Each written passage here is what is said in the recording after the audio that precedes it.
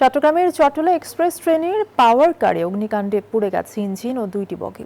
Fire সার্ভিসের দুইটি ইউনিটের চেষ্টায় নিয়ন্ত্রণে আসে আগুন। এতে 1 ঘণ্টা বন্ধ থাকে ট্রেন চলাচল। ঘটনা তদন্তে 4 সদস্যের কমিটি করেছে রেল কর্তৃপক্ষ।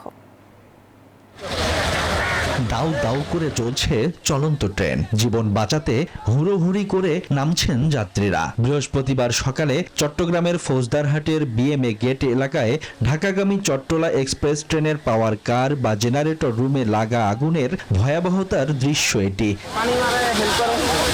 প্রত্যক্ষদর্শীরা জানান, হঠাৎ লাগা আগুন মুহূর্তেই ছড়িয়ে পড়ে আরও দুটি বগিতে। যাত্রীদের মধ্যে আতঙ্ক ছড়িয়ে পড়ে।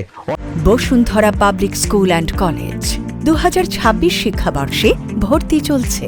অনেকেই দ্রুত কোচ থেকে নেমে নিরাপদ স্থানে সরে যান।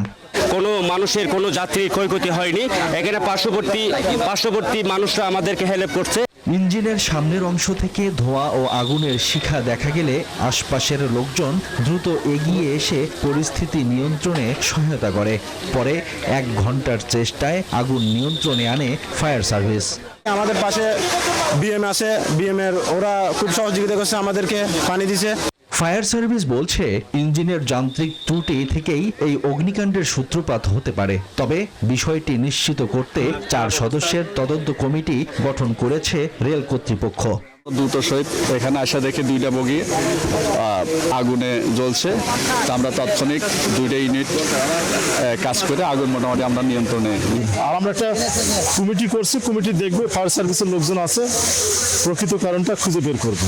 অগ্নিকাণ্ডের ঘটনায় সাময়িকভাবে বিঘ্ন ঘটলেও 1 ঘন্টা পর স্বাভাবিক হয় ট্রেন চলাচল। Desk report, news 24।